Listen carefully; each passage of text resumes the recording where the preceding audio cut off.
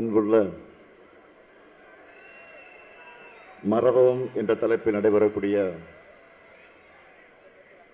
இந்த விழாவினை ஏற்பாடு செய்து இந்த இணைய நிகழ்ச்சியில என்னையும் பங்கேற்க வாய்ப்பை தந்து இன்றைக்கு உங்கள் முன்னால் என்னை நிறுத்தி வைத்திருக்கக்கூடிய மக்கள் நீதி மையத்தினுடைய தலைவர்,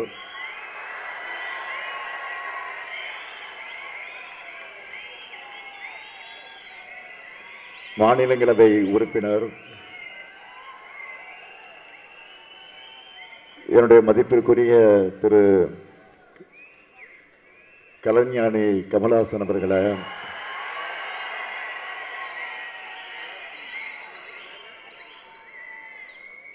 வருகை இருந்திருக்கக்கூடிய அமைச்சர் பெருமக்கள், நேரு அவர்களே, மூர்த்தி அவர்களே, பிடிஆர் பழனிவேல்ராஜன் அவர்களே,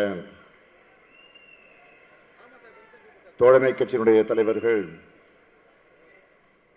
அன்புக்குரிய திரு செல்வ பெருந்தகை அவர்களே, அருமை அண்ணன் வைகோ அவர்களே, தோழர் சண்முகம் அவர்களே, தோழர் வீரபாண்டியன் அவர்களே, தகைசால் தமிழர் ஐயா காதர் மொய்தீன் அவர்களே, எழுச்சி தமிழர் என்னுடைய இனிய சகோதரர் தொல் திருமா அவர்களே, பேராசிரியர் ஜபருல்லா அவர்களே, அன்புக்குரிய சகோதரர் வேல்முருகன் அவர்களே, நாடாளுமன்ற உறுப்பினர்களே, சட்டமன்ற உறுப்பினர்களே, மக்கள் நீதி மையத்தினுடைய பொதுச் செயலாளர் திரு அருணாச்சலம் அவர்களே, துணைத் தலைவர்கள் மௌரியா அவர்களே, திரு தங்கவேல் அவர்களே, உள்ளாட்சி அமைப்புகளின் பிரதிநிதிகளே, தோழமை கட்சிகளின் நிர்வாகிகளே, பத்திரிகை மற்றும் ஊடகத்துறை சார்ந்த நண்பர்களே, உங்கள் அனைவருக்கும் என்னுடைய அன்பான மாலை வணக்கம். மக்கள் நீதி மையத்தினுடைய தலைவரும் கலைஞானியுமான என்னுடைய அருமை சகோதரர் கமலஹாசன் அவர்கள்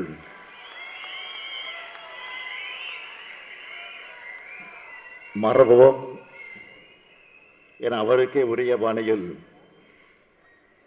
தனித்துவமாக சிறப்பாக நடத்துகிற இந்த நிகழ்ச்சியில பங்கேற்பதிலே நான் உள்ளபடியே பெருமைப்படுகிறேன், மகிழ்ச்சி அடைகிறேன். இன்று காலையிலிருந்து 5-6 நிகழ்ச்சிகள், அரசு நிகழ்ச்சிகள், மாலையில் ஒரு மிகப்பெரிய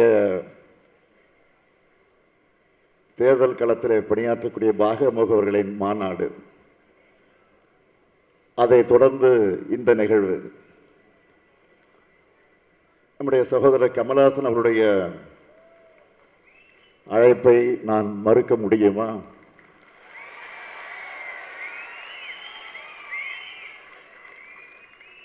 நான் எண்ணி பார்க்கிறேன், முரசொலியினுடைய பவர் விழா நிகழ்ச்சியில் அவர் கலந்து கொண்டு அவர் ஆற்றிய அந்த உரையும் இதுவரையில் என்னால் மறக்க முடியாது. அந்த நட்பு உணர்வோடு தான், சகோதர பாசத்தோடு தான் இந்த நிகழ்ச்சிக்கு நான் வந்திருக்கிறேன். திரு கமல் அவர்கள் திரைப்படத்தில் ஒரு டைலாக் பேசியிருப்பார், மறதி ஒரு தேசிய வியாதின்னு.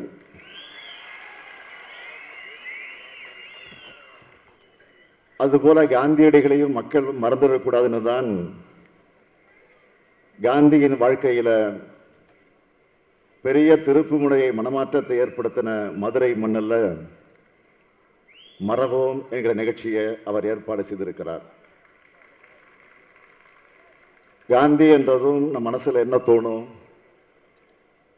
அவர் அரையாடை அணிந்து மேலே ஒரு துண்டோடு இருக்கிற எளிமையான உருவம்தான் எல்லார் மனசிலையும் தோன்றும். அப்படி அவர் அரையாடைக்கு மாறிய மண் தான் இந்த மதுரை மண். அப்படிப்பட்ட மதுரையில், அதுவும் காந்தி அருங்காட்சியகத்தில் இந்த நிகழ்ச்சி நடைபெறுகிறது. ராணி மங்கம்மாள் அவர்களால் கட்டப்பட்ட அரண்மனையில் இந்த அருங்காட்சியகத்தை அமைத்து இந்தியாவுடைய முதல் பிரதமராக இருந்த நேரு அவர்கள் தான் அதை திறந்து வைத்திருக்கிறார். இப்போ நம்முடைய திராவிட மாடல் ஆட்சி அமைஞ்சு இந்த அருங்காட்சியகத்தை புதுப்பிக்கும் பணிகளுக்காக 10 கோடி ரூபாய் செலவில் அந்த பணி நடந்து கொண்டிருப்பதை நீங்கள் பார்த்து கொண்டிருக்கிறீர்கள். இந்திய நாட்டில் காந்திக்காக அமைக்கப்பட்ட முதல் அருங்காட்சியகம் இதுதான். அண்ணல் சுடப்பட்ட அணிந்திருந்த இரத்தக்கரை படிந்த வேஷ்டி இங்கே தான் இருக்கு. அவர் பயன்படுத்தின பொருட்கள் எல்லாம் இங்கே இருக்கு. காந்தியடிகளை தமிழர்கள் மறவோம் என்பது அடையாளம்தான் இந்த அருங்காட்சியகம். கமல் அவர்கள் அடிக்கடி சொல்வது போல நாமும் காந்திய பிறரில் தேடாமல் காந்தியாக மாறுவோம், இதனை மறவோம் என்பதற்காகவே இந்த நிகழ்ச்சி. எல்லா மாற்றங்களும் தன்னிலிருந்து உருவாகணும்னு சொன்னவர் காந்தியடிகள். அதைத்தான் நம்முடைய கமல் அவர்களும் சொல்றார். எனக்கு எழுதின கடிதத்தில் கூட இன்றைய இந்தியா உலகம் எதிர்கொள்ளும் முரண்கள், தனி வாழ்வில் ஏற்பட்டிருக்க சவால்கள் ஆகியவை காந்தியாரின் தேவையை முன்னெடுப்பதையும் விட அதிகரிச்சிருக்குன்னு கமல் அவர்கள் குறிப்பிட்டிருந்தார். காந்தியடிகளை மக்களோட மனசிலிருந்து எப்படியாவது அகற்றிட வேண்டும் என்று இன்றைய ஒன்றிய அரசு, பாஜக அரசு திட்டமிட்டு துடிச்சுக்கிட்டு இருக்கு. காந்திய கொள்கைகளை அழிக்கணும்னு என்ற நிலையிலிருந்து இப்போ காந்தி என்கிற பேரே இருக்கக்கூடாதுன்னு என்கிற அந்த இடத்திற்கு அவங்க நகர்ந்திருக்காங்க. அதுக்கு எடுத்துக்காட்டு தான் 100 நாள் வேலை திட்டத்திலிருந்து காந்தியடிகள் பேரை நீக்கினது. அடுத்து கரன்சி நோட்டில் இருந்தும் காந்தி படத்தை எடுத்தாலும் எடுத்துருவாங்க. என்னை பொறுத்த வரைக்கும் ஒற்றைத்துவத்துக்கு எதிரானவர் காந்தி. இந்து முஸ்லீம் ஒற்றுமை அடையாளம் காந்தி. மத நல்லிணக்கத்துக்கான மகத்தான மந்திரம் காந்தி. இந்தியா அனைவருக்குமான நாடு என்ற கருத்தியல் தான் காந்தி. நான் கொல்லப்பட்டாலும் கூட ராம், ரஹீம் என்கிற பெயர்கள் அடிக்கடி உச்சரிப்பதை விடமாட்டேன். இரண்டும் ஒரே கடவுளின் பெயர்கள் என்று சொன்னவர் காந்தி. இதனால்தான் மதத்தை வச்சு அரசியல் பிழைப்பு நடத்துகிற அற்பர்களுக்கு காந்தியை பிடிக்கிறது இல்லை. அண்மையில் பாஜகவை சேர்ந்த ஒரு முதலமைச்சரை முஸ்லீம்களுக்கு எதிராக வன்முறையை தூண்டுறதை பார்த்துருப்பீங்க. இதை சொல்லவே நமக்கு வெட்கமாக இருக்குது. ஆனால் எந்த வெட்கமும் இல்லாமல் இப்படியான செயல்களில் அவங்க ஈடுபடுறாங்க.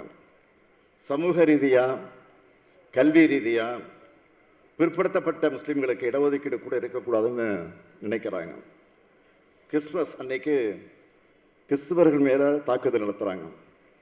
மாற்றுத்திறனாளி என்று கூட பார்க்காமல் சிறுமி மேலே தாக்குதல் நடத்துகிறாங்க. தமிழ்நாட்டில் இப்படியான சம்பவங்களை அரங்கேற்ற வேண்டும் என்று வெறி பிடிச்சு அலையிறாங்க. நம்ம அரசும் உங்களை போன்ற தோழமை கட்சிகளும் இருக்கும் வரை அதை நாங்கள் நடக்க விடவே மாட்டோம். மண்டோ என்ற புகழ்பெற்ற எழுத்தாளர் இந்தியா பாகிஸ்தான் பிரிவினையும் போது நடந்த வன்முறையை பார்த்து என்ன சொன்னார் தெரியுமா? முட்டாள்களே, லட்சம் முஸ்லீம்கள் கொல்லப்பட்டனர், லட்சம் இந்துக்கள் கொல்லப்பட்டனர் எழுதாதீங்க, 2 லட்சம் மனிதர்கள் கொல்லப்பட்டனர் என்று எழுதுங்கள்னு மனம் விரும்பி சொன்னார். அவர் சொன்னது சரிதான். மதம் பிடிக்காம மக்களை பக்குவப்படுத்துவதுதான் மதங்களின் வேலை. மதவெறி புகுந்தா முதல்ல சாகிறது மனிதம்தான். இதை நல்லா உணர்ந்திருக்கிற காரணத்தால் தான் வெறுப்பை புறந்தள்ளி தமிழ்நாடு வளர்ச்சி பாதையில் போகுது.